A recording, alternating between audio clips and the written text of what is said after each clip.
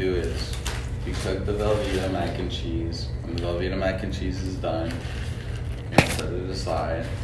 You're gonna take the powder. You're gonna grind these up. You're gonna put the powder in here, shake it up, and then pour it in there and spin it around. Crunchy, cheesy, a little bit high, all around a good late night snack. Like, no, I'm telling you, it's so good. you've lost your mind. But you had to just trust it, bro. JC, that looks disgusting. Just trust it. JC, that looks disgusting. You have literally nothing to lose. Just risk it. Go.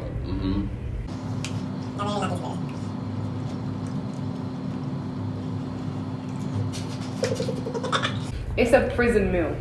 Yeah, for sure. I kind of respect it though. I really hate the fact that I respect it. What's up and welcome back to Tongue Tied. Happy Friday. I hope you've all had a good week.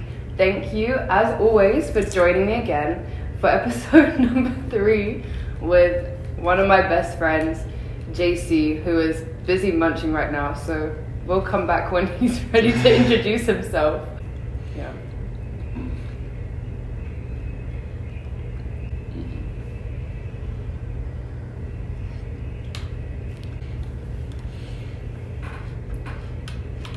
Approximately 10 hours later.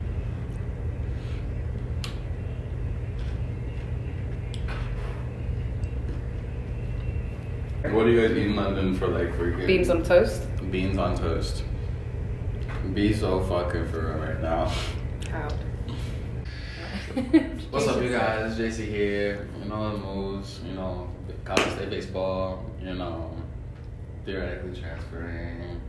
True, you are transferring. JC is actually like the mastermind behind a lot of like what you see right now, the setup, because I was definitely procrastinating. I had starter's fear and I was actually super nervous to just get started. I had everything figured out in my head, and JC was the one who gave me a kick up the butt to actually just do it, even though I wasn't ready or prepared to at all. So massive credit to this guy. I think the first day we started filming was like in the room in like this one corner. Oh my god. We did like a trial video and we just filmed in the corner of the room. It was so bad. And then from there we went to Home Depot looking for materials, looking for setups. And sooner or later we ended up with this. He's leaving us. He's leaving me. I wouldn't say like that. Obviously I'm gonna come back and visit from time to time. But at the end of the day too is like understanding, hey, my situation is I'm not gonna be able to play for like the whole fall and stuff. It is what's best for you as an athlete right now, I guess. So off the back of that, because I know you're injured right now, and I don't know if you want to explain what injury you have or like how it happened. So I have a hamate bone injury where the bone inside my wrist is like fractured. And I can get surgery for it if I want and just have it completely removed, or I could just wait and hope that it kind of like mends back together. So in doing so, I'm not supposed to be doing anything baseball or activity related, but I like to do that. Typical athlete just can't stay still and sit down when they're injured. I think that's just a typical guy. And then I got an MRI done. MRI showed fractures all throughout it. So, and then the doctor just said, chill, don't do nothing for 6 weeks, 7 weeks. And he weeks. didn't chill. He has not been chilling. Bro, I love playing baseball. I love the game. I love the game so much. And to like not be able to be doing what I love is it's something I don't think I should be, taking into consideration anytime soon. That's actually really interesting because that's exactly what I wanted to speak to you about. Both of us have had extensive experience with injuries, and if anyone knows my track record when it comes to injuries, it is a very long list. It's a very long list. I've injured almost every part of my body. It's actually quite hilarious in the most painful way. Since you're going through that too, like I wanted to talk about what it means to be injured and like how that feels, and how like we're married to our sports. So once you get injured, that really like takes away, I feel like, some of your persona, like we spoke about before.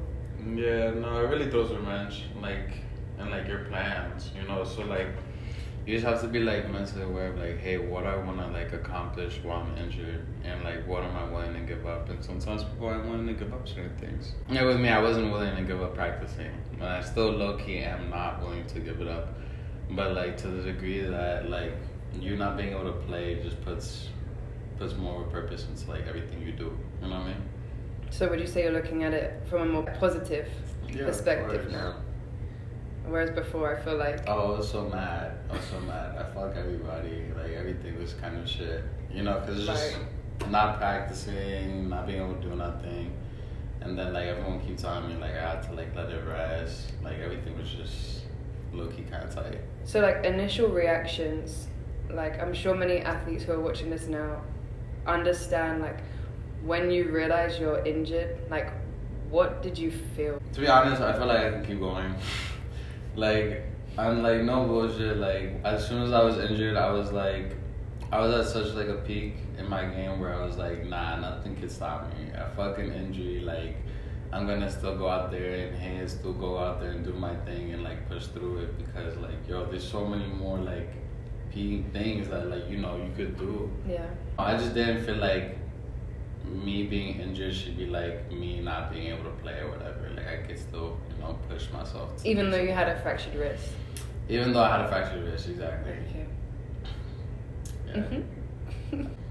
Like, I know for me, when I got injured, it was very much the same thing. Like, I refused to believe it until a doctor really sat me down and was like, hey, this is exactly what's wrong with your shoulder. Like, you cannot hold a racket.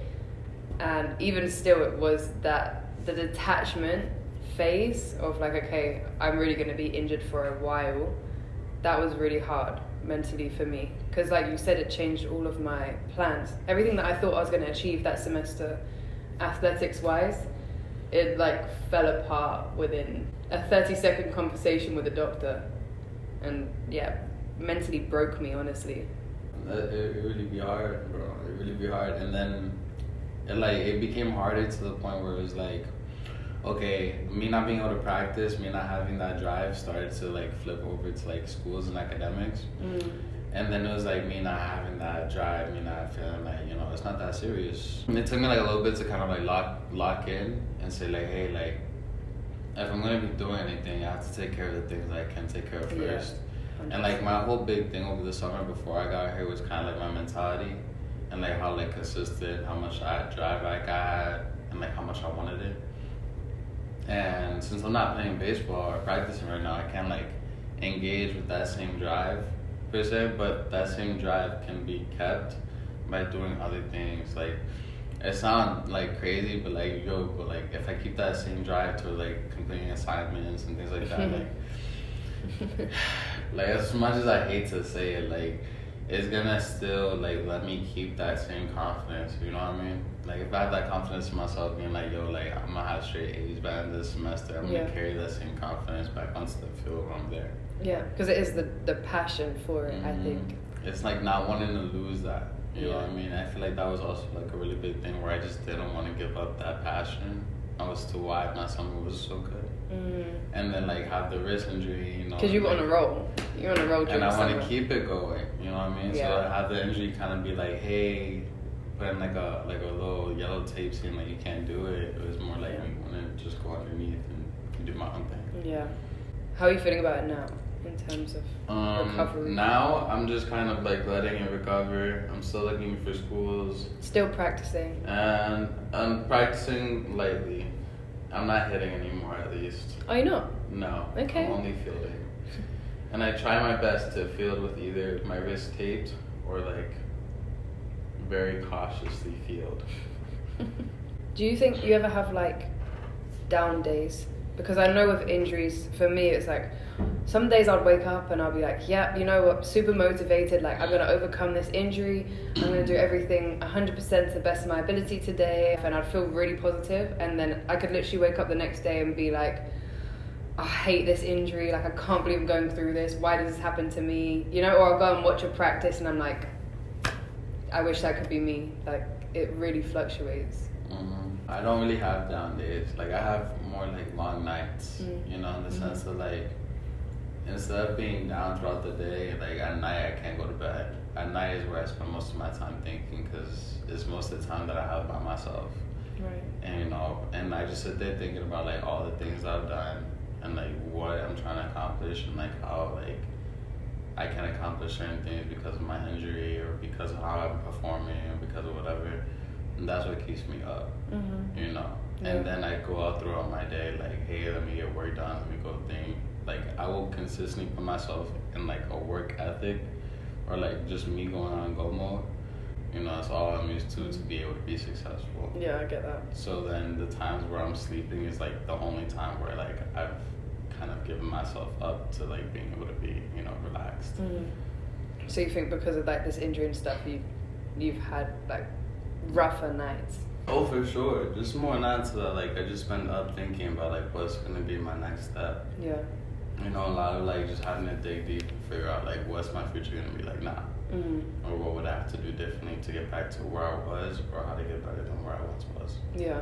Do you think that injuries like changed you mentally as a person? Like I know it hasn't been that long; it's still quite fresh for you right now. But nah, I've kind of gone through all my little stages of grief, I guess you could say. But have you had big injuries before, or is this? Nah, this is it, bro. Really?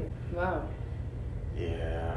But they hit like a certain point where it was less like, over the summer it was less me being careful with my injury and me wanting to just show out. And I think that's where the mentality change was over the summer, and why I kind of like progressed a lot more, because it was less of like, hey, let me be careful with myself versus let me make a statement with what I could do. Right. Yeah. So your ego was definitely... Oh, it was definitely up there. It was so fucking up there. But I think that's an athlete thing though, because that's how I felt when I had done my injury, and I knew something had happened to my shoulder, and we were 3 days out of like our first match. It was at my new school as well that I had just transferred to, and all I wanted to do was show out to prove a point to my previous coach that like I can play, you know, and that he underestimated me. So that was all I was focused on. It's like an ego thing, a massive ego drive. And then 3 days before our first match, I dislocated my shoulder. And I carried on playing. It was a practice as well. I just carried on playing because I didn't want to accept that I was actually about to be injured. And I was playing so well at the time. Like I felt so confident on court. It was probably the best I felt on court in my life to that point. Wow. And yeah, my ego like just couldn't handle it, bro. And that happened. Crumbled like in 1 second, a split second, one shot. And that's me out for 2.5 years. And that was like the hardest thing for me to deal with. Because you think, like, hindsight is such a great thing. You think, oh, what if I didn't show up to practice that day? What if I had a day off? Would this still have happened? You start thinking and deeping everything. I haven't hit that stage yet. I don't think I've hit that stage yet where I'm more, like, resentful for what I did. I'm more in the stage where it's like, bro, I'm happy about how hard that I worked, you know what I mean? Yeah. I'm happy about the amount of effort that I put in. I'm happy that my mindset was like a dog mentality, you know? Yeah. I'm happy I was there. I'm not upset about the injury. I'm actually okay. It just means that like, hey, I pushed myself to that point, and I was still willing to push myself even harder. Yeah, well, yeah, that didn't stop you. I know, but that was like, that's the mentality that you want. You want somebody on your team or whatever that's gonna go out there and want to die on that field with you. You know, that's gonna put their effort, you know, every last I get drop. that. I mean, tennis is different because it's not a team sport. So with tennis, it's like, okay, if you think you're about to be injured or, you know, you have a niggle and ache, it's your duty to, like, look after yourself, because if it's not you on the court, it's nobody. Whereas, you know, I feel like with a team sport, there's a bit more leniency. Like, you want to be able to push that hard for your team because you know that there is going to be someone in a game who can step up for you. You know, if something happens, someone can step up and fill the gap. It's not the end of the game if something happens to you, you know, God forbid. But with tennis, it's like, if something happens to you, there's no match. Like, the match is done. You could be 6-love, 5-love up, and roll your ankle, and that's the opponent's match. All that hard work is gone. It's cutthroat. I feel like there's an extent to it of pushing yourself through pain. There's an extent, and some people take it way too far, and some people don't take it anywhere, you know? And that can be annoying too, especially if you're a team member. If we had a guy that we trusted, that every time we're down a run or down two, like, he's gonna come in, he's gonna be that guy for us.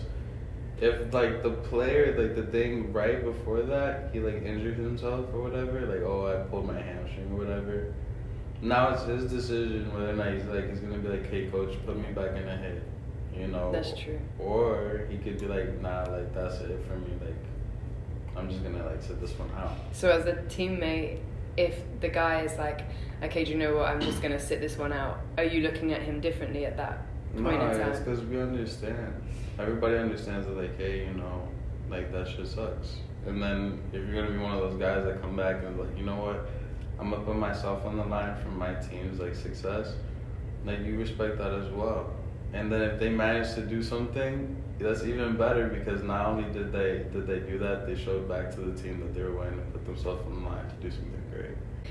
Unfortunately, we have come to the end of our time today. We're not going to hold you too long, but I want to say thank you to JC for an amazing episode, and thank you to you for watching again and staying locked in with me. Of course, we're going to be back next Friday for the next episode. You don't want to miss this one. So again, thank you for watching. Please like and subscribe and stay tied with tongue tied. Bye. Have a good weekend. Tongue tied.